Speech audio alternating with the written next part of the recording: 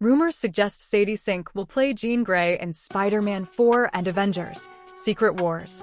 Here is a deep dive into how Marvel can logically introduce mutants into the 616 universe before the multiverse collapses. Is Sadie Sink playing Jean Grey in Spider-Man 4? The huge MCU logic problem explained. The internet has been buzzing with a massive rumor that could reshape the entire future of the Marvel Cinematic Universe. Sadie Sink is reportedly stepping into the iconic role of Jean Grey. Not only that, but she is rumored to make her debut alongside Tom Holland's Peter Parker in the upcoming Spider-Man 4, potentially titled Brand New Day, before jumping straight into the multiversal chaos of Avengers: Secret Wars. On paper, this sounds incredible. Sink absolutely has the acting chops and star power to carry Marvel Studios' upcoming mutant saga, and pairing a young Jean Grey with a street-level Peter Parker is an inspired way to introduce the X-Men. But if we take a step back and actually look at the current state of the MCU timeline, we can't ignore the massive, weird logic gaps this creates. How can a heavy-hitting mutant like Jean Grey already exist in the primary Earth 616 timeline? Will other legacy X-Men characters show up? And most importantly, how will Marvel logically justify her existence right before the multiverse collapses in Avengers, Doomsday, and Secret Wars? Let's break down the logic, the implications, and the most likely theories for how Marvel Studios is going to pull this off. The timeline dilemma: why introducing Jean Grey now is weird. Here's the main issue with dropping Jean Grey into the MCU right now. To give fans the definitive, classic Jean Grey experience, she needs to go through her traditional origin story. She is supposed to be a young, confused mutant struggling with her psionic abilities until Professor Charles Xavier recruits her to his academy. That foundation of training, finding a found family, and building relationships with characters like Scott Summers, Cyclops, and Logan, Wolverine, is crucial before things get cosmic and complicated. If this rumor is true, the MCU's version of Jean Grey is going to have a wildly disjointed origin. Imagine her backstory. First, she hangs out with Spider-Man in a grounded, street-level New York adventure. Then, almost immediately, she is thrust into Battle World alongside dozens of multiversal variants, fighting God Emperor Doom. Then, after reality is pieced back together, she goes to a school in Westchester to complain about teenage drama and fight standard sentinels. Going from a multiversal war back to high school mutant problems is a massive step backward in narrative stakes. The X-Men aren't just popular because of their cool powers, they are beloved because of their interpersonal drama and shared history. If Jean goes through Secret Wars before even meeting the rest of the X-Men, her life experiences will be completely out of sync with her future teammates. The Magneto problem threatens the mutant saga. This leads us to a broader issue that fans have dubbed the Magneto problem. If Marvel wants to introduce legacy mutants right now, the timeline simply doesn't add up. Take Magneto, for example.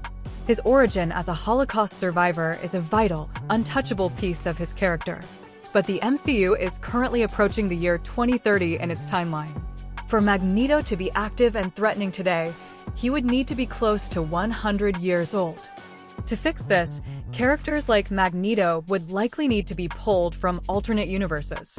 But if older mutants are multiversal variants and younger mutants like Jean Grey are homegrown in the 616 universe, how will they ever form those deep, historical bonds that define the X-Men? If Marvel is going to start planting seeds for the X-Men before the universe resets, they need a rock-solid explanation for where these mutants have been hiding. For ways the MCU could explain sudden mutant activations. If Jean Grey is suddenly throwing telekinetic shockwaves on the streets of New York, Marvel has to explain the sudden spike in mutant activity. Here are a few ways they could do it.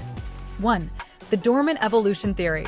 Mutants have always existed in the background, making up a tiny fraction of the population, around 0.5%, and the X gene is simply becoming more active as human evolution progresses. 2. The cosmic trigger. Much like how the Mind Stone activated Wanda's powers, or how the Bengal awakened Kamala Khan's mutation, ambient cosmic radiation from the multiple snaps in Avengers Endgame could be triggering dormant X genes across the globe. 3. The Time-It connection. In Eternals, it was revealed that human life is deeply tied to the Celestials. Tiamat's emergence and the revelation that his remains are the source of adamantium could have sent a biological shockwave through humanity, waking up mutant DNA. 4. Incursion anomalies. The looming multiversal incursions leading up to Doomsday might be causing physical and genetic glitches in the 616 universe, resulting in spontaneous mutations. Regardless of how the powers are activating, Marvel still has to solve the narrative problem. How does Jean Grey survive Secret Wars and still get a satisfying X-Men origin later? How Marvel can fix the Jean Grey narrative arc?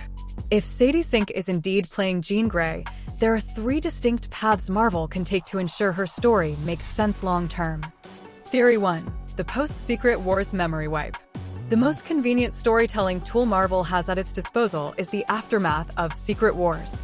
When the dust settles and a new, unified MCU timeline is created, Doctor Strange or Franklin Richards could perform a massive reality warp. In this newly rebooted universe, the X-Men, Avengers, and Fantastic Four have always coexisted. To smooth out the timeline, a broad memory wipe could be applied. Jean could keep the character development fans loved from Spider-Man 4, but lose her memories of Battleworld, allowing her to enroll in Xavier's school with a clean slate alongside a fresh class of mutants. Theory 2. Society forgot the X-Men, the Wanda theory. What if the X-Men already existed in the MCU, but the entire world was forced to forget them? Similar to the infamous No More Mutants comic storyline, it's possible that someone, perhaps a variant of Scarlet Witch, Professor X, or even the TVA, cast a massive spell to erase the history of mutants from the 616 timeline to protect them. Now, with multiversal incursions tearing at the fabric of reality, that memory wipe spell is glitching.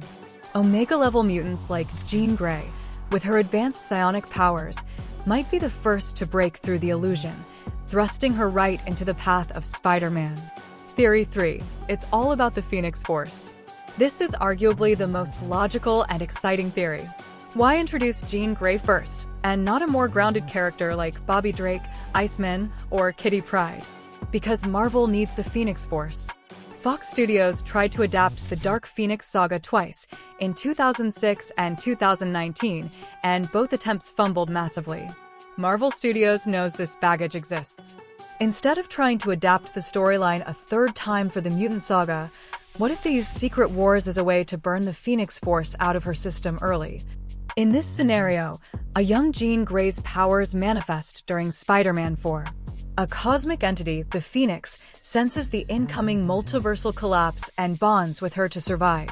By the time Secret Wars happens, it won't just be Jean fighting, it will be the Phoenix fully taking over, delivering god-tier spectacle on Battleworld.